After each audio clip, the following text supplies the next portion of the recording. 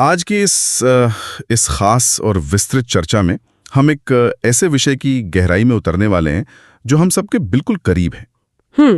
बल्कि यूं कहें कि ये विषय हमारे अंदर ही मौजूद है। हाँ बिल्कुल।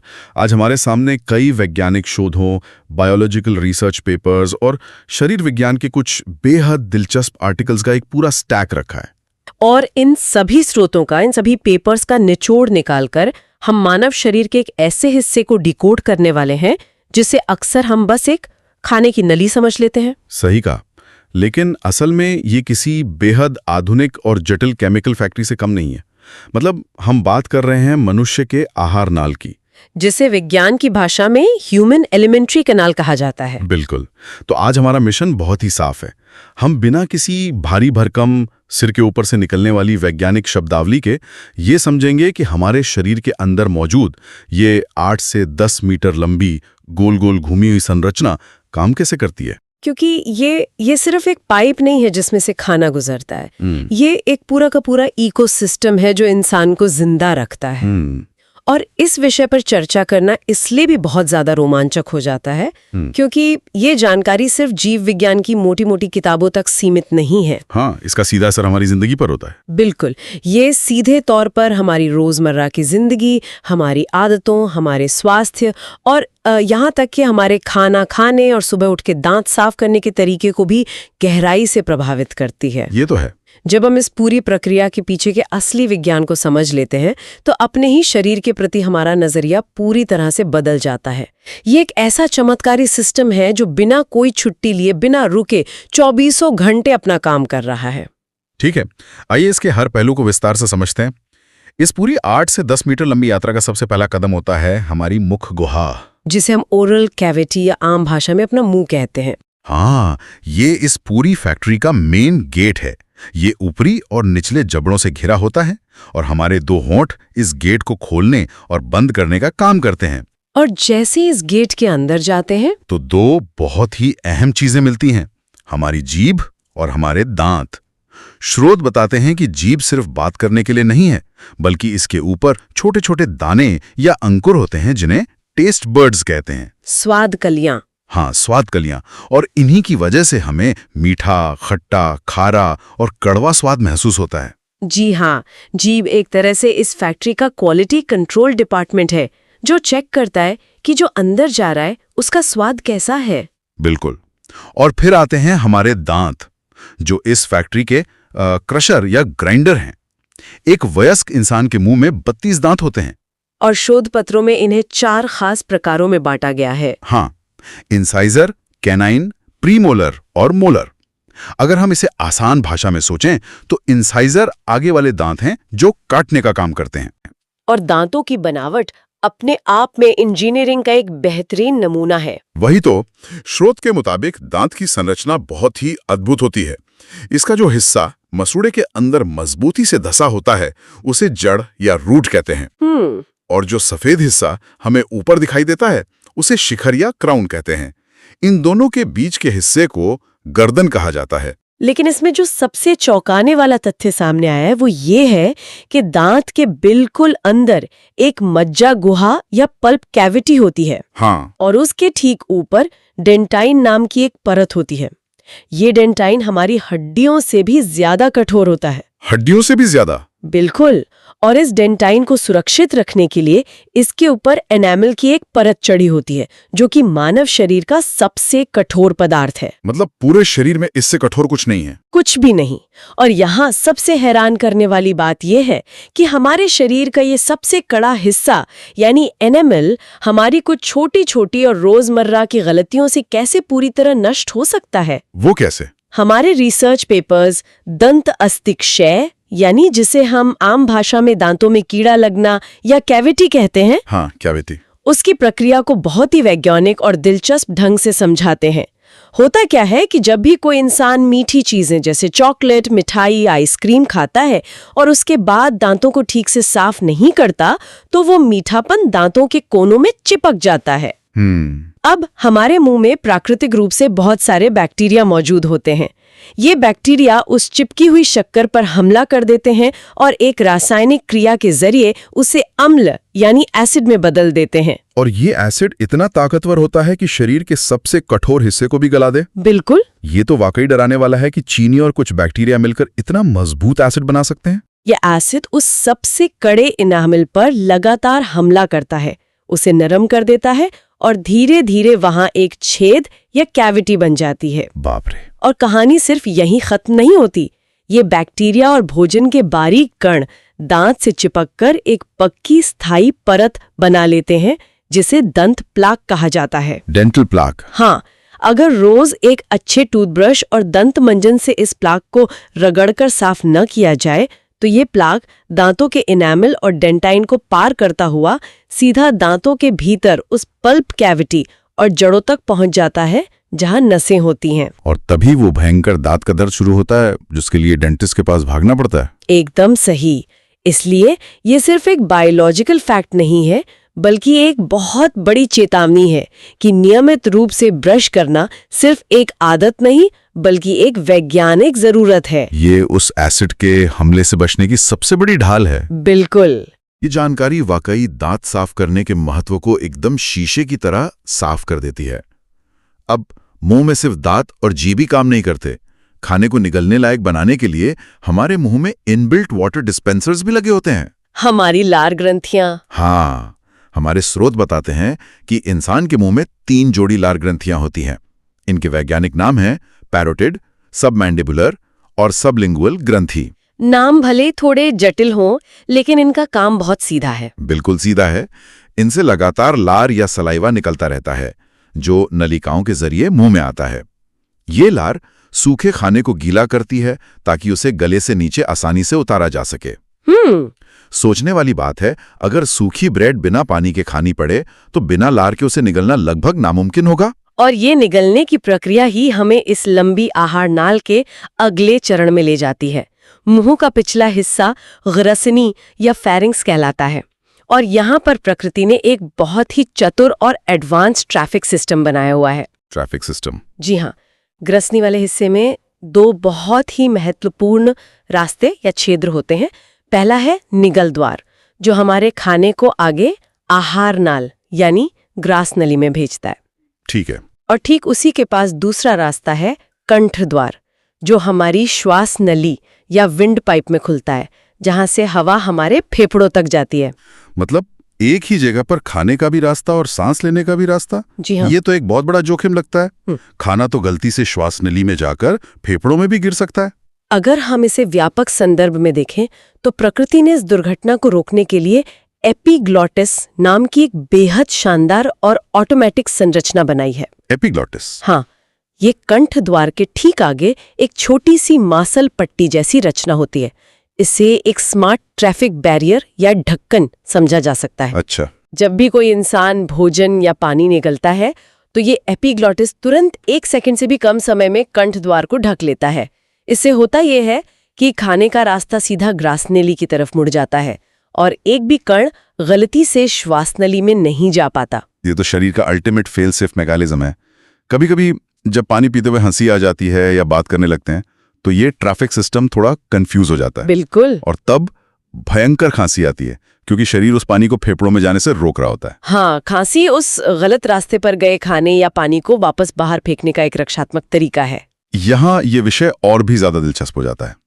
जब ये लार से सना हुआ गीला खाना इस ट्रैफिक सिस्टम को पार करके सुरक्षित रूप से ग्रास नली में पहुंचता है जिसे ओसोफेगस कहते हैं, तो ऐसा लगता है कि बस अब पेट में खाना चला गया और पचना शुरू। लेकिन ऐसा नहीं है। नहीं। हमारे स्रोत एक बहुत ही चौंकाने वाला तथ्य स्पष्ट करते हैं। ग्रास नली में पाचन बिल्कुल नहीं होता। ये सिर्फ एक कनेक्टिंग पाइप है। और ये भी कोई आम पाइप नहीं है कि जिसमें खाना डाला और गुरुत्वाकर्षण की वजह से वो नीचे गिर गया। यहां एक बहुत ही विशेष प्रकार की मांसपेशियों की गति होती है जिसे क्रमाकुंचन या अंग्रेजी में पेरिस्टाल्सिस कहते हैं। इस पेरिस्टाल्सिस की प्रक्रिया को समझना बहुत आसान है। हाँ, ये बिल्कुल वैसा ही है जैसे एक टूथपेस्ट की ट्यूब को पीछे से दबाकर पेस्ट निकालते हैं। एकदम सटीक उदाहरण है। हमारी ग्रास नली की दीवारें खाने के ठीक पीछे से सिकुड़ती हैं और आगे से फैलती हैं। यह एक लहर जैसी गति होती है। इसी लहरदार ताकत के कारण भोजन धीरे धीरे नीचे की ओर खिसकता जाता है। और ये लहरदार गति बहुत जरूरी है। इसका मतलब है कि अगर कोई इंसान उल्टा भी लटक जाए और कुछ खाए, तब भी ये मांसपेशियां खाने को ऊपर से नीचे पेट की तरफ ही धकेलेंगी। गुरुत्वाकर्षण चाहे जो भी कर ले। क्या बात है। और इस तरह ग्रासनली से होता हुआ हमारा भोजन पहुंचता है इस पूरी यात्रा के सबसे चर्चित हिस्से में, हमारे आमाशय यानी पेट में। स्टमक। हाँ, हम इसे शरीर की एसिड की भट्टी कह सकते हैं। ये पेट में बाईं तरफ मौजूद एक चौड़ी जे के आकार की थैली जैसी रचना है। जीव विज्ञान में आमाशय को 3 मुख्य हिस्सों में बांटा गया है। सबसे ऊपरी या अगला भाग कार्डियक, सबसे निचला या पिछला भाग पाइलोरिक, और इन दोनों के बीच के मुख्य हिस्से को फंडिक भाग कहते हैं। और इसकी भीतरी दीवारें बहुत खास होती हैं। अंदर की कोशिकाओं की परत जो अंदर की तरफ धंसकर अनगिनत ग्रंथियों का निर्माण करती हैं, जिन्हें जठर ग्रंथियां या गैस्ट्रिक ग्लैंड्स कहते हैं। और आज के शोध पत्रों में जो सबसे दिमाग हिला देने वाला तथ्य मुझे मिला, वो ये है कि इंसान के पेट में हर दिन लगभग 3 लीटर जठर रस बनता है। 3 लीटर! ये तो बहुत ज्यादा है। यानी कोल्ड ड्रिंक की 2 बड़ी बोतलों के बराबर लिक्विड हमारा पेट रोज बना रहा है। मुख्य रूप से 3 तरह की कोशिकाएं अपना अपना स्राव निकालती हैं, जो मिलकर ये 3 लीटर जठर रस बनाता है। इसमें क्या क्या होता है? इस रस में 3 सबसे अहम चीजें होती हैं: म्यूकस, हाइड्रोक्लोरिक अम्ल और एक निष्क्रिय एंजाइम जिसे पेप्सिनोजेन कहते हैं। हाइड्रोक्लोरिक अम्ल यानी HCl। हाँ, इसमें जो हाइड्रोक्लोरिक अम्ल है वो एक बेहद शक्तिशाली तेजाब है। इसका काम बहुत ही अहम है। सबसे पहले तो ये उस सोए हुए या निष्क्रिय पेप्सिनोजेन को जगाकर उसे सक्रिय पेप्सिन एंजाइम में बदल देता है। अच्छा। ये पेप्सिन फिर हमारे खाने में मौजूद भारी भरकम प्रोटीन को तोड़कर उसे पेप्टोन में बदल देता है। और दूसरा सबसे बड़ा काम जो ये एसिड करता है वो ये है कि ये एक पावरफुल जीवाणु नाशक है। मतलब बैक्टीरिया को मारता है? बिल्कुल। खाने के साथ जो भी हानिकारक बैक्टीरिया या कीटाणु हमारे पेट तक पहुंच जाते हैं, ये खतरनाक एसिड उन्हें वहीं भस्म कर देता है। तो इस सबका असल में क्या मतलब है? मतलब अगर पेट के अंदर इतना खतरनाक एसिड बन रहा है जो बैक्टीरिया को मार सकता है, जो कठोर प्रोटीन को गला सकता है, तो वो आमाशय की अपनी ही दीवारों को क्यों नहीं जला देता? वो खुद पेट को क्यों नहीं गला देता? और यहीं पर शरीर का एक और शानदार रक्षा तंत्र सामने आता है। जठर रस में जो मैंने पहली चीज बताई थी, म्यूकस, हाँ, वही इसका जवाब है। ये म्यूकस कोशिकाएं एक गाढ़े चिपचिपे श्लेष्मा का स्राव करती हैं, जो आमाशय की पूरी भीतरी दीवार पर एक सुरक्षात्मक लेप या कोटिंग कर देता है। एक शील्ड की तरह? जी, ये परत एक मजबूत शील्ड की तरह काम करती है, जो पेट की नाजुक दीवारों को उस शक्तिशाली हाइड्रोक्लोरिक अम्ल और पेप्सिन एंजाइम के हमले से सुरक्षित रखती है। यानी एक तरफ तेजाब है और दूसरी तरफ उसको रोकने वाला केमिकल शील्ड? बिल्कुल। लेकिन हमारे स्रोत इस मेडिकल फैक्ट से जुड़ी एक बहुत ही व्यवहारिक और जरूरी चेतावनी भी देते हैं। वो क्या? कई बार लोग डाइटिंग के चक्कर में या काम की व्यस्तता में बहुत लंबे समय तक भूखे रहते हैं। जब पेट खाली होता है तो भी वो थोड़ा थोड़ा एसिड तो बनाता ही रहता है, लेकिन खाना न होने के कारण ये अम्लीय स्राव हावी होने लगता है और दीवार को बचाने वाले म्यूकस का निर्माण कम हो जाता है। और तब वो शील्ड कमजोर पड़ जाती है? जी हाँ, और एसिड सीधे पेट की दीवार पर असर करने लगता है। जी हाँ, ऐसी स्थिति में वो तेज एसिड आमाशय की भीतरी दीवार को ही जलाना शुरू कर देता है। वहां एक गोलाकार अंदर की ओर धसा हुआ घाव बन जाता है। मेडिकल भाषा में इसे ही अल्सर या अधिक स्पष्ट रूप से पेप्टिक अल्सर कहते हैं। ये बहुत ही खतरनाक स्थिति है। बिल्कुल। इसलिए ये जानना बहुत जरूरी है कि बहुत लंबे समय तक खाली पेट रहना शरीर के लिए कितना खतरनाक साबित हो सकता है। ये सच में एक बहुत बड़ा सबक है कि समय पर खाना क्यों खाना चाहिए। वैसे पेट सिर्फ एसिड की भट्टी नहीं है, यहाँ प्रोटीन के साथ साथ वसा यानी फैट का भी पाचन शुरू हो जाता है। हाँ, गैस्ट्रिक लाइपेज की वजह से। सही कहा। गैस्ट्रिक लाइपेज नाम का एक एंजाइम वसा को तोड़कर वसा अम्ल और ग्लिसरॉल में बदल देता है। इस पूरी भारी भरकम रासायनिक क्रिया के बाद हमारा वह ठोस खाना अब एक गाढ़े सूप जैसे लेप में बदल जाता है, जिसे विज्ञान की भाषा में काइम कहा जाता है। काइम। अब ये अम्लीय काइम आमाशय के निचले पाइलोरिक छिद्र से होता हुआ शरीर की मुख्य प्रोसेसिंग यूनिट में प्रवेश करता है, और वो है हमारी छोटी आंत, स्मॉल इंटेस्टाइन। आहार नाल का ये हिस्सा अपने नाम के बिल्कुल विपरीत है। कैसे? इसे छोटी आंत जरूर कहते हैं क्योंकि इसकी मोटाई कम होती है, लेकिन असल में ये आहार नाल का सबसे लंबा हिस्सा है। ये एक बेलनाकार गोल गोल घूमी हुई ट्यूब जैसी रचना है जहां भोजन के पाचन की क्रिया पूरी तरह से संपन्न होती है। और अगर हम इसकी लंबाई की बात करें तो कोई भी हैरान रह जाएगा। एक सामान्य वयस्क मनुष्य में ये छोटी आंत लगभग 6 मीटर लंबी होती है। 6 मीटर! सच में बहुत लंबी है। हम कल्पना कर सकते हैं ये लगभग एक 2 मंजिला इमारत या एक मिनी बस की लंबाई के बराबर है, जिसे बड़ी ही खूबसूरती से समेटकर पेट के छोटे से हिस्से में फिट किया गया है। प्रकृति का कमाल है। और स्रोत में छोटी आंत की लंबाई को लेकर एक और बहुत ही रोचक तुलना दी गई है। ये लंबाई इस बात पर निर्भर करती है कि कोई जीव क्या खाता है। डाइट के हिसाब से। हाँ, जो शाकाहारी जंतु होते हैं जैसे गाय या बकरी, उनमें छोटी आंत की लंबाई मनुष्य से भी कहीं ज्यादा होती है। ऐसा क्यों? ऐसा इसलिए क्योंकि पौधों में सेल्यूलोज होता है जिसे पचाना बहुत मुश्किल काम है, इसलिए उसे पचने के लिए ज्यादा लंबा रास्ता और ज्यादा समय चाहिए। समझ गई। वहीं दूसरी ओर शेर या बाघ जैसे मांसाहारी जंतुओं के भोजन यानी मांस का पाचन अपेक्षाकृत आसान होता है, इसलिए उनकी छोटी आंत की लंबाई काफी कम होती है। ये एक बहुत ही दिलचस्प बायोलॉजिकल एडेप्टेशन है। बिल्कुल। अब मनुष्य के इस 6 मीटर लंबी छोटी आंत को भी अध्ययन की सुविधा के लिए 3 भागों में बांटा गया है। सबसे पहला हिस्सा ग्रहणी, जिसे डुओडेनम कहते हैं, बीच का हिस्सा जेजूनम और अंतिम हिस्सा इलियम। इसमें से जो पहला हिस्सा है ग्रहणी या डुओडेनम, वो अंग्रेजी के सी अक्षर के आकार का होता है और ये जगह पूरी केमिकल फैक्ट्री का सबसे अहम जंक्शन है। वो इसलिए क्योंकि यहाँ 2 वीआईपी ग्रंथियां खुलती हैं। एकदम सही। यहीं पर शरीर की सबसे बड़ी और महत्वपूर्ण ग्रंथियों की नलिकाएं आपस में जुड़कर एक ही छिद्र के द्वारा छोटी आंत में खुलती हैं। ये हैं यकृत और अग्न्याशय, लिवर और पैंक्रियाज। हाँ, अगर यकृत यानी लिवर की बात करें तो ये शरीर की सबसे बड़ी ग्रंथि है। इसका वजन करीब 1.5 किलोग्राम होता है। 1.5 किलो की ग्रंथि? बिल्कुल। लिवर की कोशिकाएं एक विशेष प्रकार का द्रव बनाती हैं जिसे पित्त या बाइल कहते हैं। ये पित्त लगातार बनता रहता है और लिवर के ही पास मौजूद एक छोटी सी थैली, जिसे पित्ताशय या गॉल ब्लैडर कहते हैं, वहां जाकर जमा होता रहता है। और इस पित्त की एक बहुत ही अनोखी खासियत है। क्या? स्रोत स्पष्ट रूप से बताते हैं कि पित्त एक गाढ़ा हरे रंग का क्षारीय द्रव है, लेकिन इसमें पाचन करने वाला कोई भी एंजाइम नहीं होता।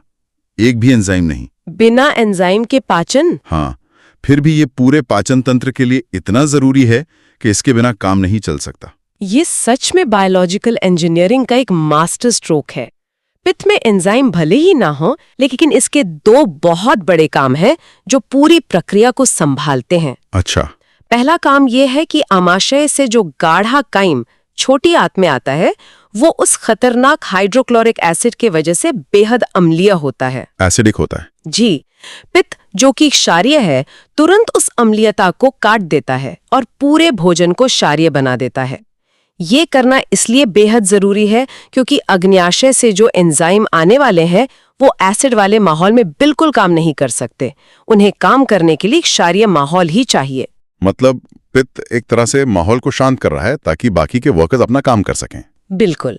और इसका दूसरा सबसे बड़ा काम है वसा का पाइसीकरण, जिसे अंग्रेजी में इमल्सिफिकेशन कहते हैं। इमल्सिफिकेशन? हाँ, इसे ऐसे समझा जा सकता है जैसे किसी तेल लगी हुई कढ़ाई को बर्तन धोने वाले साबुन से धोते हैं। साबुन क्या करता है? वह तेल की बड़ी बड़ी बूंदों को तोड़कर बहुत बारीक कणों में बदल देता है ताकि वे पानी के साथ बह जाएं। बिल्कुल। पित्त के लवण भी बिल्कुल यही काम करते हैं। वे खाने में मौजूद वसा के बड़े बड़े टुकड़ों को विखंडित कर देते हैं ताकि वसा को पचाने वाले एंजाइम उन पर आसानी से काम कर सके। क्या कमाल का सिस्टम है। और यकृत के इस काम के ठीक बाद एंट्री होती है दूसरी बड़ी ग्रंथि की, अग्न्याशय यानी पैंक्रियास की। यह आमाशय के ठीक नीचे और सी आकार की ग्रहणी को घेरे हुए एक पीले रंग की ग्रंथि होती है। अग्न्याशय से निकलने वाले रस में शरीर के कुछ सबसे शक्तिशाली एंजाइम पाए जाते हैं, जैसे ट्रिप्सिन, एमाइलेज और लाइपेज। और इसके साथ ही छोटी आंत की भीतरी दीवारों पर मौजूद अपनी ग्रंथियां भी एक रस निकालती हैं जिसे आंत्र रस या सकस एंटेरिकस कहते हैं। सही। अब ये सारे एंजाइम मिलकर एक साथ उस भोजन पर टूट पड़ते हैं। जो भी जटिल और अघुलनशील अणु बचे थे उन्हें पूरी तरह से तोड़कर एकदम सरल और घुलनशील अणु में बदल दिया जाता है। बिल्कुल बारीक कर दिया जाता है। इस जबरदस्त केमिकल प्रोसेसिंग के बाद वो जो गाढ़ा काइम पेट से आया था, अब वो और भी ज्यादा तरल और पतला हो जाता है।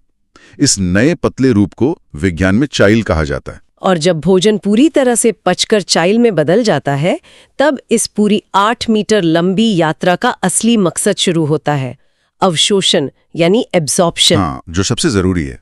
छोटी आंत का जो सबसे अंतिम और सबसे लंबा भाग है, जिसे इलियम कहते हैं, वहां यह पचे हुए भोजन को सोखने का काम होता है। इलियम की भीतरी दीवार बिल्कुल सपाट नहीं होती, बल्कि उस पर उंगलियों जैसी हजारों लाखों छोटी छोटी संरचनाएं उभरी होती हैं, जिन्हें विलाई कहते हैं। ये विलायें बिल्कुल एक स्पंज की तरह काम करती हैं, है ना? बिल्कुल एक स्पंज की तरह। ये विलाई उस तरल चाइल में से सारे पचे हुए पोषक तत्वों को, विटामिन्स को, मिनरल्स को सोख लेती हैं और उन्हें तुरंत अपने अंदर मौजूद बारीक रक्त केशिकाओं या ब्लड कैपिलरीज में भेज देती हैं। और वहां से खून में? जी, वहां से ये सारा पोषण खून में मिल जाता है और रक्त के जरिए शरीर के एक एक हिस्से, एक एक कोशिका तक पहुंच जाता है, जिससे ऊर्जा मिलती है। ये एक बहुत ही महत्वपूर्ण सवाल खड़ा करता है। कौन सा सवाल? सारा का सारा काम तो मुंह, अमाशय और छोटी आंत ने मिलकर कर लिया। खाना पिस भी गया, एसिड में उबल भी गया, एंजाइम से टूट भी गया और विलाय ने सारा पोषण सोख भी लिया। तो फिर जो बाकी का भोजन बच गया, जो शरीर पचा नहीं पाया, उसका क्या होता है? ये एक बहुत ही महत्वपूर्ण सवाल खड़ा करता है। जो हिस्सा शरीर पचा नहीं पाता या जो किसी काम का नहीं होता, वो इलियम से आगे धकेल दिया जाता है और आहार नाल के आखिरी बड़े हिस्से में प्रवेश करता है। बड़ी आंत में? हाँ, जिसे हम लार्ज इंटेस्टाइन कहते हैं। ये छोटी आंत से मोटाई में ज्यादा होती है, इसलिए इसे बड़ी आंत कहते हैं। लेकिन लंबाई में ये सिर्फ करीब 1.5 मीटर ही होती है। बड़ी आंत के मुख्य रूप से 2 भाग होते हैं, कोलन और मलाशय, जिसे रेक्टम भी कहते हैं। हाँ। तो इसका मुख्य काम क्या है? बड़ी आंत को शरीर का वाटर रिसाइकलिंग प्लांट समझा जा सकता है। जब वो तरल अपचा भोजन कोलन से होकर गुजरता है, तो शरीर उसमें से कोई पोषक तत्व नहीं निकालता, बल्कि शरीर एक आखिरी बार उसमें मौजूद सारे अतिरिक्त पानी को वापस सोख लेता है, ताकि शरीर में पानी की कमी न हो जाए। जी हाँ। पानी सोखने के बाद वो जो तरल अपशिष्ट था, वो अब एक ठोस मल में बदल जाता है और कुछ समय के लिए अस्थायी तौर पर रेक्टम में जाकर संचित हो जाता है। इसी छोटी आंत और बड़ी आंत के जोड़ को लेकर स्रोत में एक बहुत ही अजीब और दिलचस्प जानकारी दी गई है। वो कौन सी? जहां ये दोनों आंतें मिलती हैं, वहां एक छोटी सी नली जैसी संरचना होती है, जिसे सीकम कहते हैं। और इस सिकम के बिल्कुल सिरे पर एक छोटी बंद उंगली जैसी रचना लटकी होती है। ओह, अपेंडिक्स। हाँ, इसे ही हम आम भाषा में अपेंडिक्स के नाम से जानते हैं। ये सुनकर शायद बहुत से लोगों को हैरानी होगी कि मनुष्य के शरीर में इस अपेंडिक्स का आज की तारीख में कोई काम नहीं है। ये सिर्फ एक पुरानी, बेकार पड़ी मशीन की तरह है, जिसे वेस्टिजियल ऑर्गन कहते हैं। बिल्कुल। जीव विज्ञान की भाषा में इसे अवशेषी अंग कहते हैं। हमारे पाचन की इस पूरी जटिल प्रक्रिया में इसका रत्ती भर भी कोई योगदान नहीं है। अंत में जो ठोस मल रेक्टम में जमा होता है, वो समय समय पर मल द्वार के रास्ते शरीर से बाहर निकाल दिया जाता है और ये यात्रा पूरी होती है। शुरुआत से लेकर अंत तक ये पूरी प्रक्रिया यह साबित करती है कि कैसे हमारे शरीर के अलग अलग अंग, अलग अलग केमिकल और एंजाइम एक साथ मिलकर एक बेहद सुव्यवस्थित और परफेक्ट मशीन की तरह काम करते हैं। तो अगर हम इस पूरी 8 से 10 मीटर लंबी यात्रा का एक बार संक्षेप में जायजा लें, तो ये किसी चमत्कार से कम नहीं लगती। मुंह से सफर शुरू होता है, जहां दांत और लार खाने को पीस कर एक पेस्ट बनाते हैं। फिर वो खाना ग्रास नली के लहरदार रास्ते से सुरक्षित आज के इस विस्तृत विश्लेषण से 2 बहुत बड़ी व्यावहारिक बातें भी